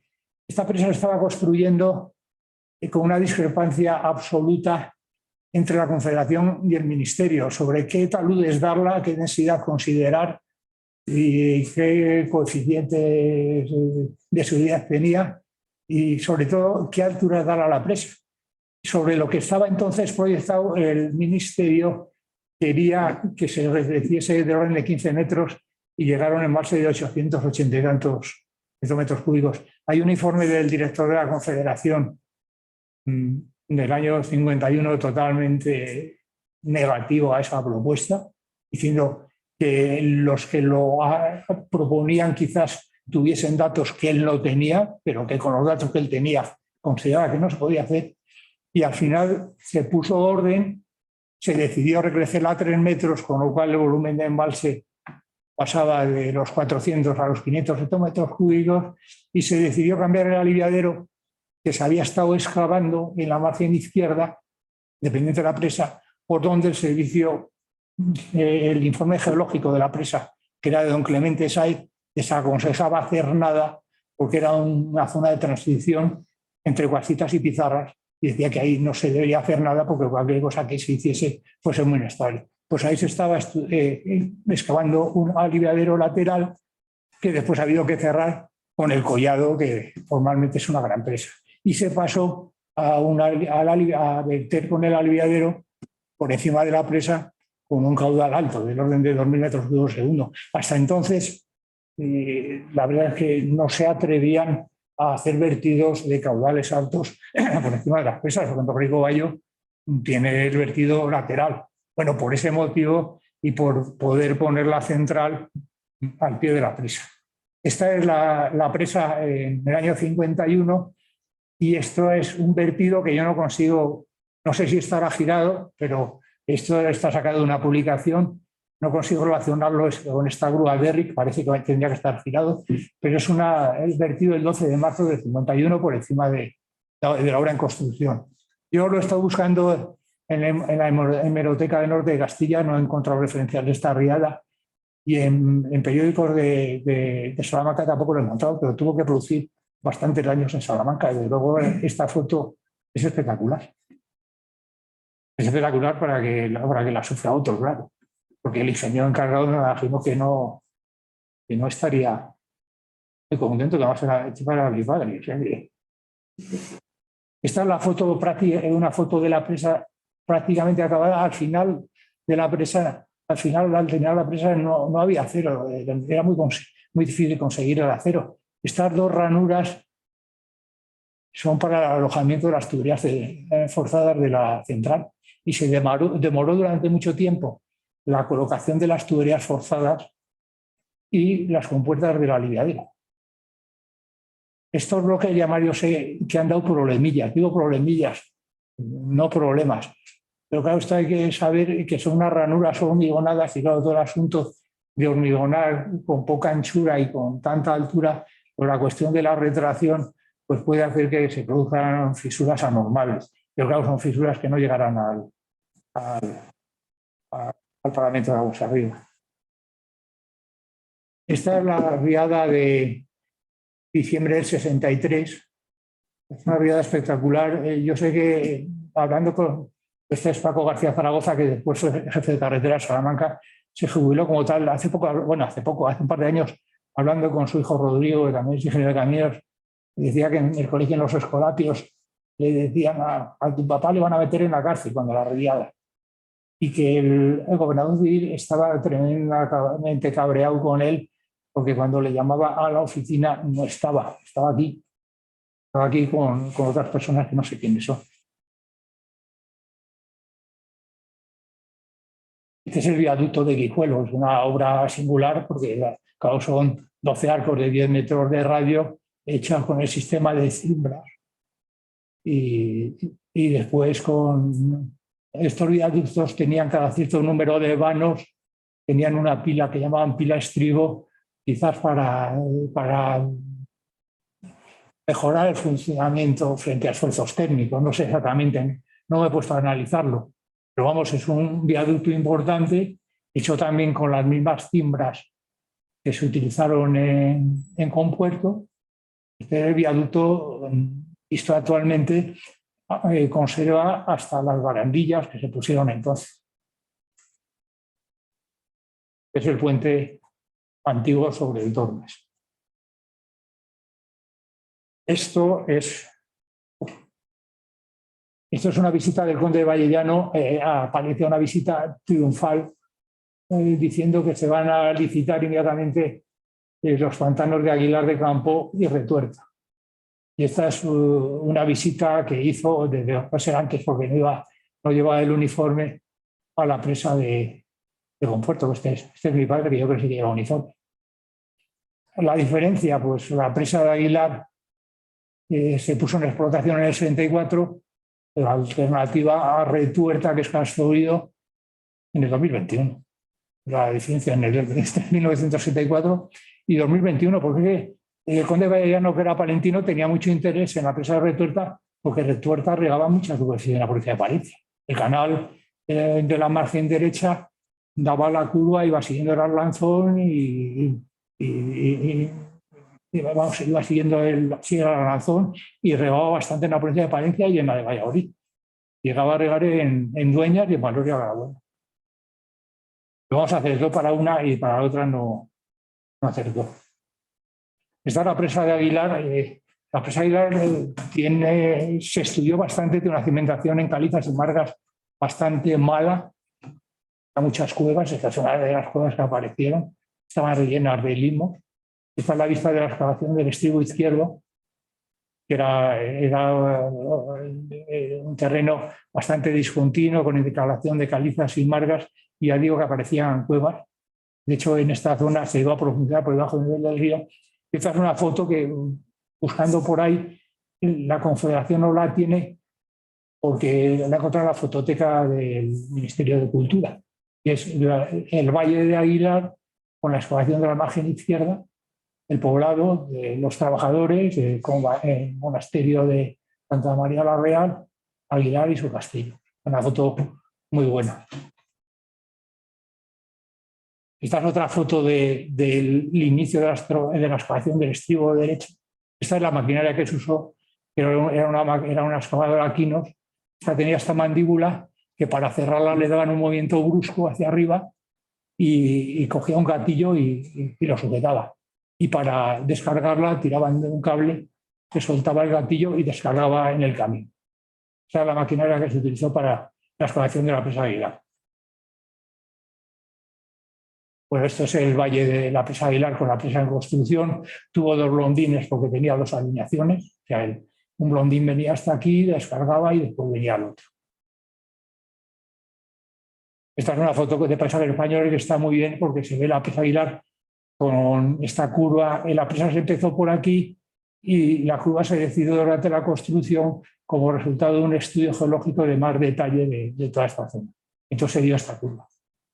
Estos son los hilos de cemento Es la primera lugar en el que se utilizó en España encofrado deslizante, por lo menos eso me han contado.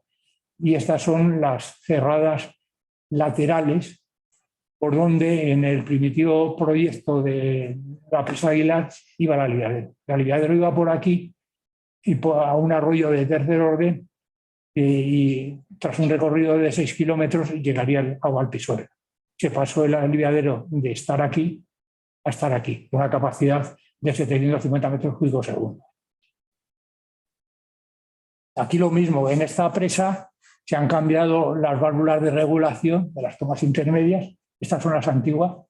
El encargado, que es una persona muy activa, en vez de dejarlas convertirse en chatarra, las han recuperado y están al pie de la presa junto con una compuerta de aliviadero completa y otra compuerta de aliviadero del envase de Campo Redondo.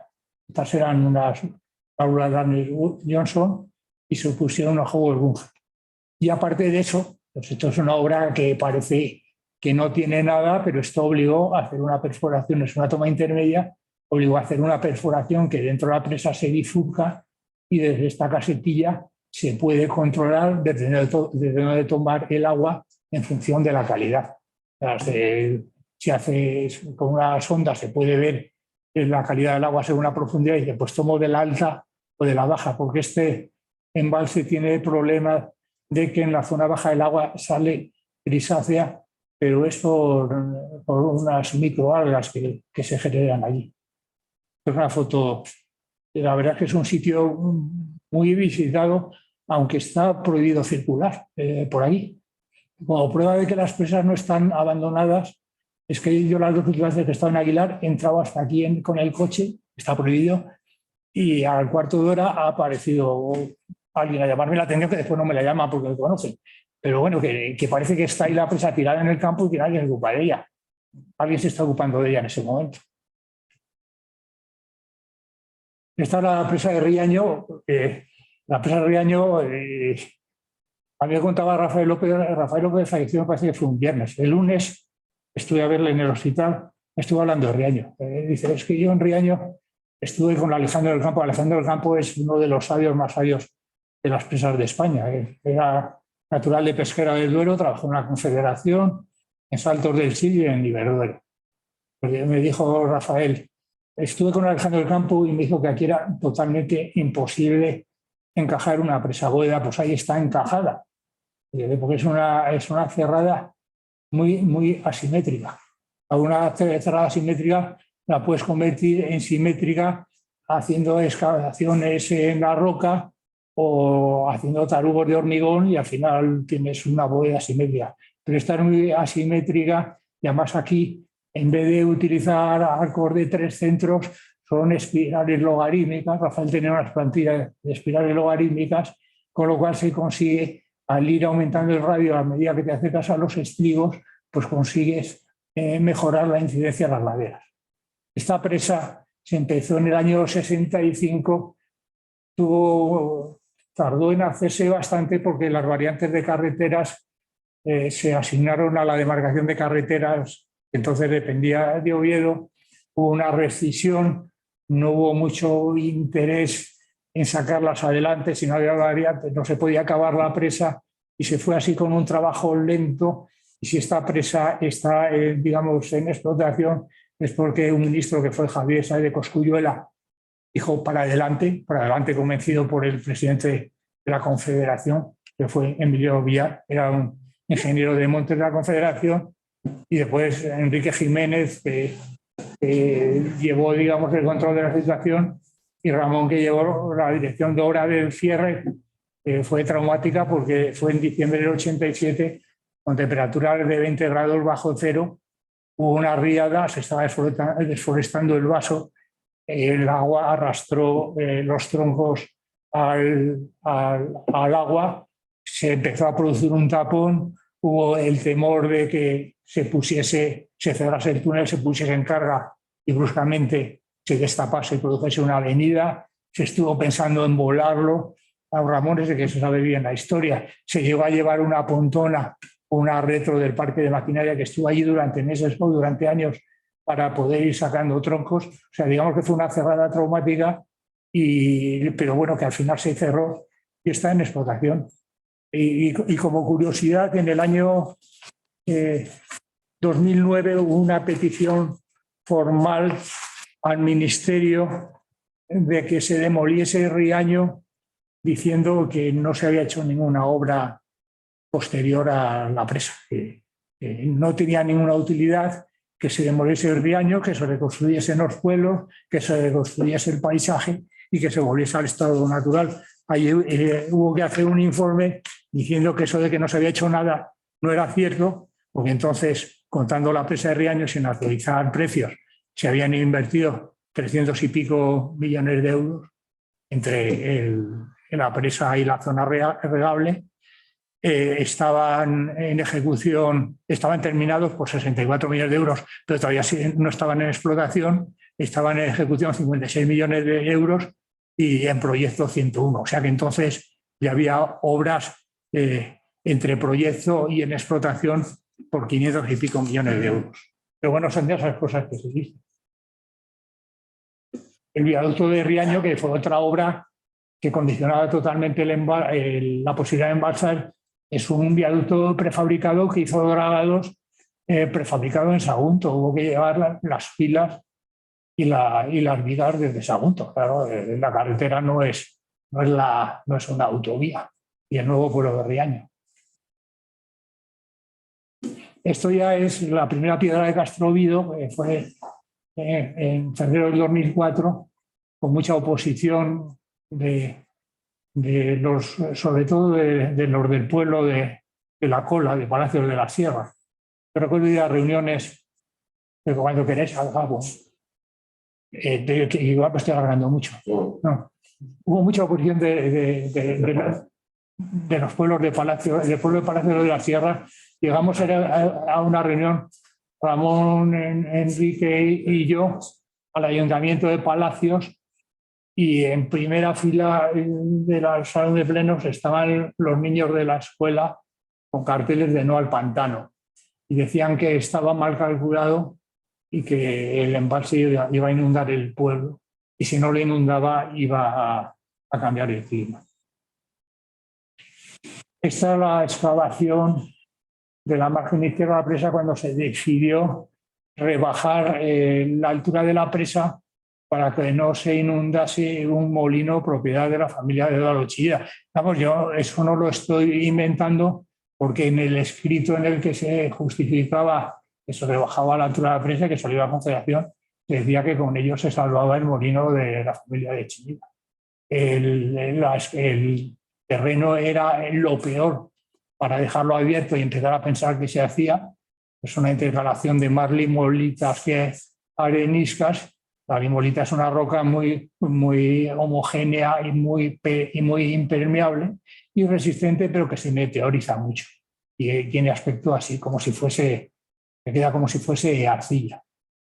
Hay que tener en cuenta que la declaración de impacto ambiental ya bajó, ya hubo el primer peaje ambiental de bajar de 111 a 82, y el segundo, que se hizo sin declaración de impacto ambiental, se bajó de 82 a 44 hectómetros cúbicos. Supuso volver a estudiar la presa y dedicar unos meses a reestudiarlo, volver a estudiar la cimentación y vamos, toda la movida que hubo con Castrovido, que fue objeto de la prensa durante mucho tiempo. Pues hay que citar el accidente, porque un accidente con 4 fallecidos es tremendo. Ese accidente fue el 5 de enero de 2011, se rompió una parte de la estructura de un blondín y murieron en el acto 4 personas y 2 heridos graves. Hubo un juicio oral en el cual estuvieron, digamos, investigados 5 personas de FCC y una de la asistencia técnica, el coordinador de seguridad y salud. Antes del juicio, que duró 12 o 14 días, como la acusación particular retiró la acusación, quedaron solamente 2, que fue el jefe de obra de FCC y el coordinador de seguridad y salud, el fiscal les ofreció un pacto por el cual le garantizaba una pena ligeramente inferior a 2 años, con lo cual no tenían que ir a la cárcel. Los dos iban con diferente gabinete jurídico, los dos se negaron. El peligro de negarse es que el fiscal se moleste, pero la verdad es que los dos fueron absueltos y el fiscal no recurrió a la apelación.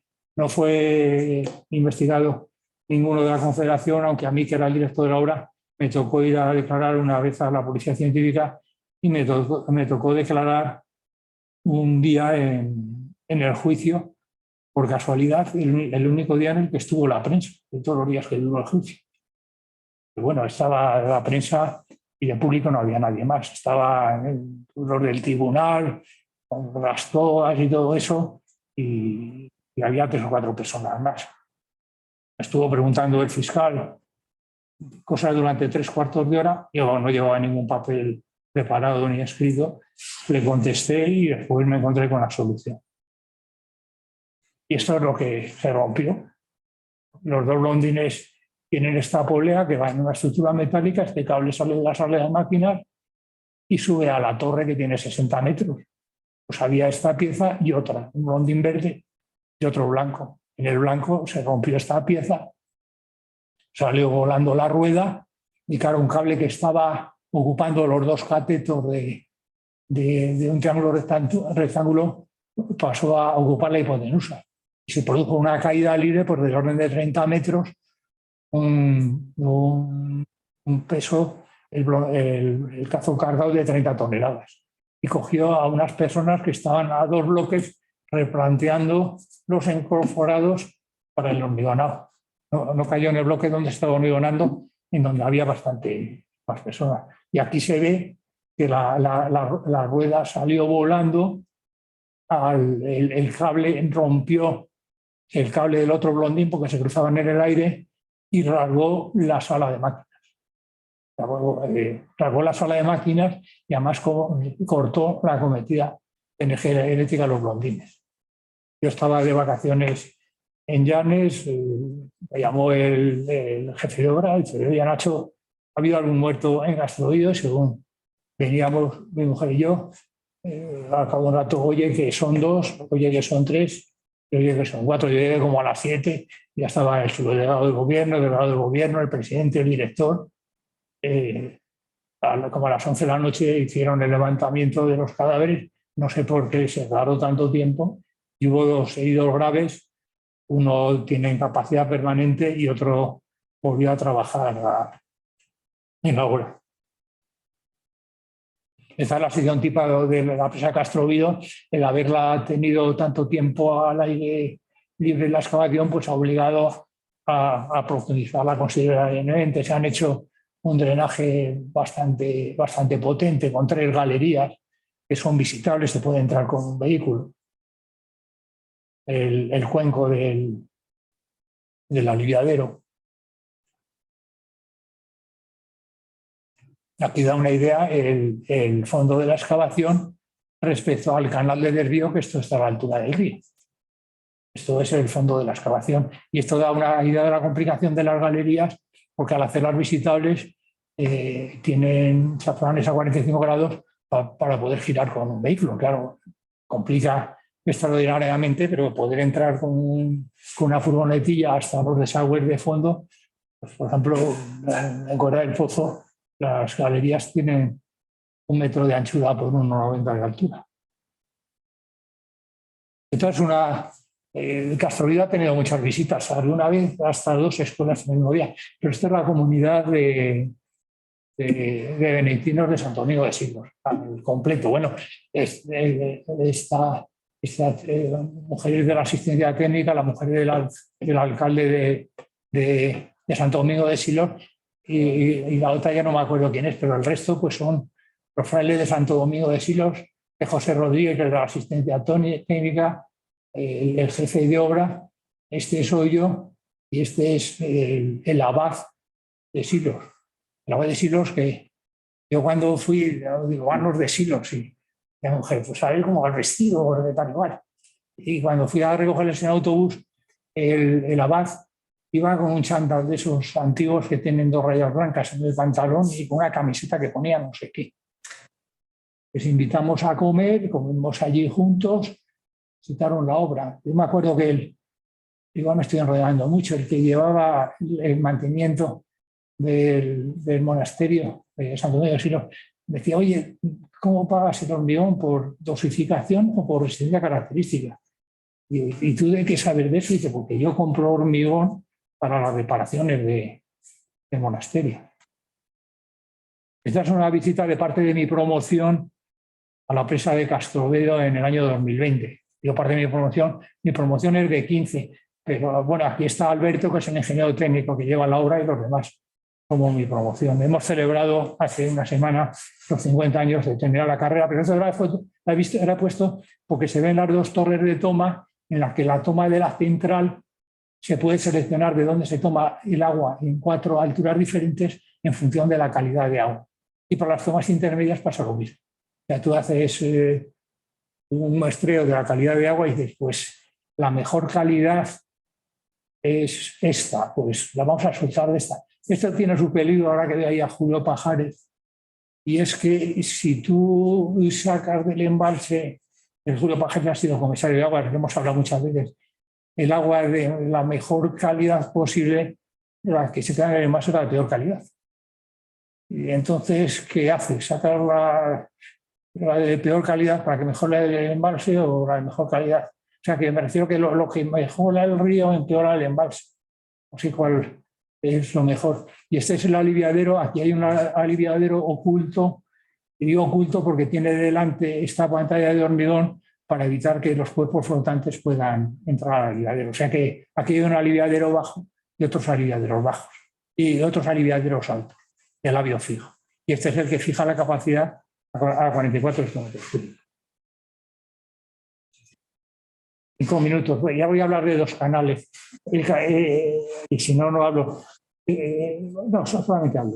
El canal Todos los Payos, que es la obra más importante que ha hecho la Confederación, tiene 72 kilómetros, tiene capacidades de 63, 23, 16, 7 y 3. Hay que tener en cuenta que 63 metros cúbicos segundo, cuando se habla de la seguridad de una presa, el plan de emergencia, la clasificación y tal, cuando se te rompe un canal de 63 metros cúbicos segundo, puede hacer mucho daño. Y se puede romper, pues sí que se puede romper, y de hecho se rompió. Cuando lo inauguró el ministro, que era el ministro de Agricultura, Luis Atienza, se rompió. No sé en qué tramo, y evidentemente no salió un caudal de 60 y pico metros cúbicos segundo, pero se rompió. Tiene obras muy importantes que son los acueductos, tiene 4 acueductos importantes. Es que ya cuando me ha dicho 5 minutos me han puesto nervioso. Con vanos de 30 metros, son vanos de 30 metros conjunta cada 2 vanos, con la idea de que funcione un vano, un voladizo a un lado y otro voladizo a otro, porque son de hormigón armado, y con esa disposición la zona inferior de la sección está siempre comprimida. Y la sección es en forma de trapecio. Los cantos de las cubas son de 6 metros, con 4 las mayores y de 4 las siguientes. Está la toma de canal Alto de los Payuelos, tiene 3 compuertas, y está ya la toma del canal, ya digo que tiene una capacidad de 60 y pico metros cúbicos segundo. No, me saltaba algo. Esta es la alternativa a vidrieros de la que dijo el ministro que era provisional y que es la que está llevando agua de la cuenca del Garrión. Lleva desde el año 2000, hace 23 años que lleva funcionando, habrá traspasado del orden de 1.200, 1.300 metros cúbicos de la cuenca del Ebro al Garrión. Este azufre es muy diferente, tiene un labio fijo largo, con la idea de que se regula aquí el caudal de las compuertas y que oscile poco la lámina del azul, con lo cual no hay que estar pendiente si se produce una punta de caudal por una tormenta o por lo que sea. Y esto es la cosa, lo más original de este canal es que llega al canal de Castilla y hace que este canal sea reversible en 27 kilómetros. En invierno el agua circula así, se levanta esta compuerta totalmente y en verano se baja esta compuerta, aquí se produce un escalón, el agua viene por aquí, de la cuenca del Erla, aquí hay un módulo de máscara en el que se puede fijar por escalones de medio metro el caudal que se suelta hacia abajo, hacia Medina del Río Seco, y por defecto el resto del agua va por este aliviadero y funciona en sentido contrario hasta donde se bifurca el canal de Castilla en ese tramo. O sea, el que vea el canal de Castilla en ese tramo, una época del año funciona en un sentido y otras épocas del año funciona en otro. Y nos hemos ahorrado 27 kilómetros de canal, que eso, no sé, a nivel de coste, pues no sé qué habría sido, 2.000, 3.000 millones de pesetas quizás. Y ya por último, esto sí que es la última foto, son los funcionarios de la Confederación en los años 40. Es fácil poner relativamente la fecha porque el delegado del gobierno era nada menos que un teniente general, era el teniente general Rafael La Torre Roca, que lo fue entre el año 46 y 56, que es esto. Yo aquí he ido identificando a bastante gente, por ejemplo, Edmundo Matías, el padre de Pedro Matías, José Fernández de la Puente, este era mi padre, Pepe Tamayo, este era Cipriano Álvarez. Vamos, aquí yo tengo como una docena de personas que están en la sede de la Junta de Gobierno de la Confederación y no sé, como les veo uniformados, José Martín Elvira es este. Pues quizás fuese la despedida del general, el recibimiento del general o algún acto, la fiesta de Santo Domingo de la Calzada o algo parecido. Y así que ha acabado. Pero seguro que no, no sé si alguien quiera hacer alguna pregunta.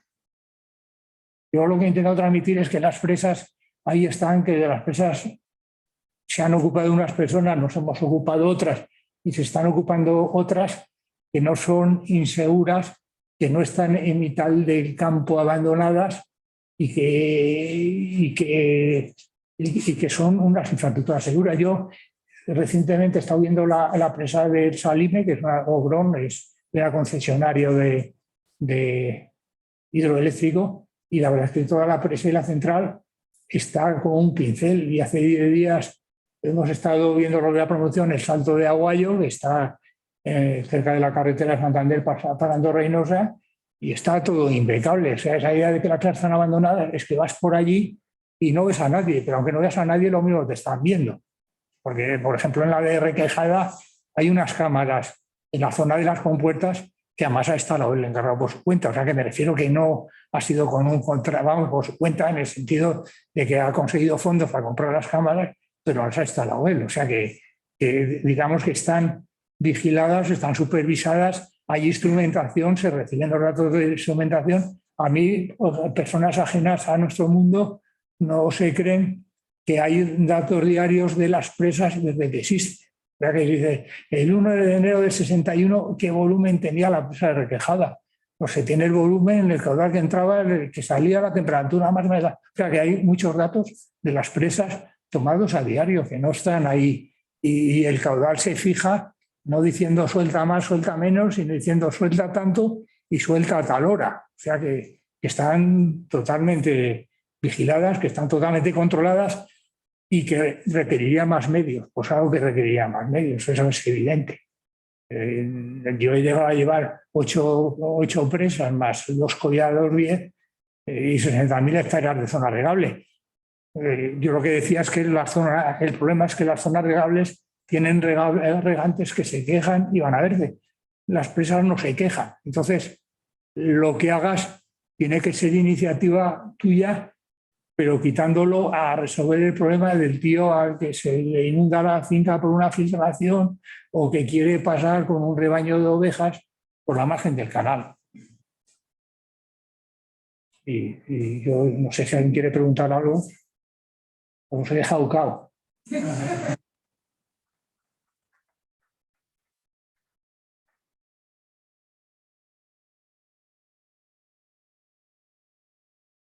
Nada, muchas gracias, Nacho. La verdad es que es un gusto contar contigo siempre y yo creo que el día que faltes dentro de 30 o 40 años... Yo que conste que todo, yo esto lo hago a base de copiar y pegar, porque yo todo esto lo tengo escrito. O sea, yo la biografía de mi padre la tengo completa, todo lo que le pasó en las obras, lo tengo y tiene del orden de 400 500 Además, mi padre tenía un diario de operaciones en el que reflejaba todos los viajes y que empieza en el año 29 y acaba en el año 71. Y al final hay una tabla en la que he sacado, por ejemplo, cuántas veces figura en su diario de operaciones la palabra Santa Teresa. ¿Cuántas veces fue Santa Teresa? 40 veces, 50. Yo no lo tengo, pero de mí. Pero de mi padre lo tengo. Y después lo mío, pero reservado a los hijos. Si algún día consigo que los lean, la tengo escrita, pero no pretendo ni publicarla ni nada, pero yo todo lo que me ha pasado en mis obras lo tengo escrito y yo todas las comunicaciones que he presentado en congresos y todos los documentos que considero, digamos, útiles, en mi biografía los tengo con hiperenlace. O sea, si he ido a Barcelona a hablar en una jornada sobre mantenimiento del patrimonio hidráulico y tal y cual, mi charla de las jornadas, en mi biografía tengo el enlace y se puede entrar al texto. O sea, lo tengo hecho. ¿Con qué intención? Pues porque a mí me habría gustado que mis antepasados lo hubiesen hecho. Necesito la biografía de mi abuelo, un ingeniero industrial singular. Pues me gustaría que esa biografía la hubiese hecho él, mi bisabuelo y tal igual. Es una forma de dejar algo a los hijos o vamos a los descendientes y decir, ¿por qué hacía el abuelo? Pues parece que se peleó con la ministra, no, la ministra se peleó con él, no él con la ministra. Bueno, todo eso está escrito, todo lo tengo escrito. Entonces preparar esto lleva mucho más tiempo de lo que parece, pero al final dices, ¿de dónde saco los datos de Santa Teresa? Pues lo tengo en la biografía de mi padre. ¿De dónde saco los datos de la reparación de Cuerda del Pozo? Pues lo tengo en la mía o en la de otra, o en datos que he consultado en el Archivo de la Confederación, que por cierto el Archivo de la Confederación tiene unos fondos muy importantes y debería potenciarse. Aprovecho para decir que debería potenciarse. Muchas gracias, Nacho. Tenemos ahora muchísimas gracias por haber asistido todos y tenemos ya no sé de qué voy a... Y nada, pues vamos a pasar a tomar.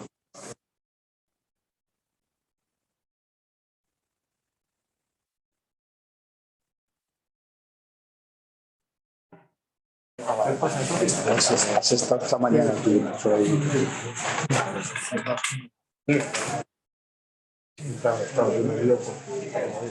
Han estado, me llama la atención